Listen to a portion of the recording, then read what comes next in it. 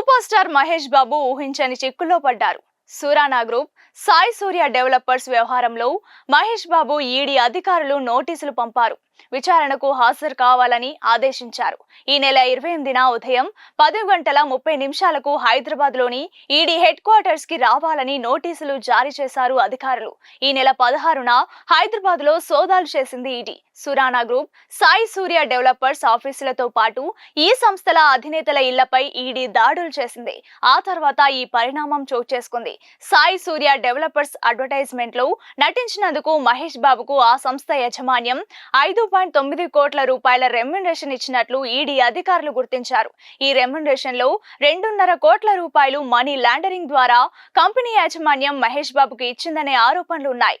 దీనికి సంబంధించిన పక్కా ఆధారాలు లభించడంతో మహేష్ బాబును విచారించాలని నిర్ణయించుకున్నారు. మనీ లాండరింగ్ ద్వారా నగదు లావాదేవీలు జరపడం నేరం. ఇందులో వాస్తవం ఎంత అనేది మహేష్ బాబును విచారించి తెలుసుకోవాలని అధికారులు భావిస్తున్నారు. Sai Surya developers Mahesh Babu brand ambassador గా వ్యవహరించడం, అడ్వర్టైజ్మెంట్ లో నటించడం చూసి చాలా మంది పెట్టుబడులు పెట్టారని ఈడీ అధికారులు అనుమానిస్తున్నారు. ఈ రియల్ ఎస్టేట్ సంస్థలో అక్రమాలు జరుగుతున్నాయనే విషయం తెలియక పెట్టుబడులు పెట్టారని చెప్తున్నారు. ఈ అక్రమాలు వెలుగులోకి వచ్చిన తర్వాత Bhagyanagar properties limited directors Narendra Surana, Sai Surya developers యాజమాని కె సతీష్ చంద్ర గుప్తా మరికొందరిపై తెలంగాణ పోలీసులు నమోదు చేశారు. ఈ ఎఫ్ఐఆర్ల ఆధారంగా ఈడీ రంగంలోకి దిగింది. మనీ లాండరింగ్ దర్యాప్తునకు ప్రారంభించింది. అనధికార లేఅవుట్లలో ఫ్లాట్లను అందించడం, ఒకే ఫ్లాట్ ను పలుమార్లు విక్రయించడం, తప్పుడు రిజిస్ట్రేషన్ హామీలు ఇవ్వడం ద్వారా కొనుగోలుదారుల నుండి ఈ రెండు సంస్థలు అడ్వాన్స్డ్ గా కోట్ల రూపాయలను వసూలు చేశాయని అంటున్నారు.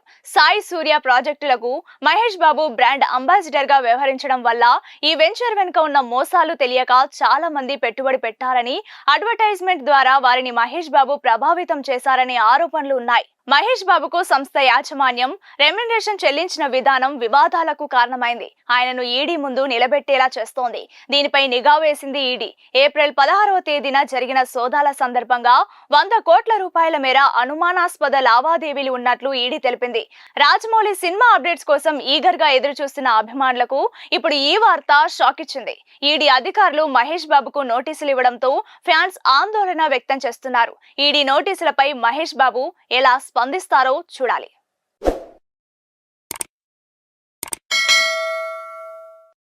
Hi friends, thank you for watching this video. ఈ వీడియో గనుక మీకు నచ్చినట్లయితే దయచేసి లైక్ చేయండి, షేర్ చేయండి. ముఖ్యంగా మా ఛానల్ 24/7 న్యూస్ టీవీని సబ్స్క్రైబ్ చేసుకోండి. ఆ తర్వాత మీ విలువైన అభిప్రాయాల్ని, మార్పులు, చేర్పులు, కావాల్సిన వీడియో ఏమన్నా ఉంటే మన వీడియో కింద కామెంట్ సెక్షన్ లో కామెంట్ రూపంలో తెలియజేయండి. నమస్కారం, సాయిదంచిక మాట్లాడుతున్నాను. ప్లీజ్ సబ్స్క్రైబ్, షేర్, లైక్ చేయండి 24/7 టీవీ ఛానల్. హాయ్ నమస్తే, నేను మీ Sonia Akula. Please subscribe to 24/7 news TV.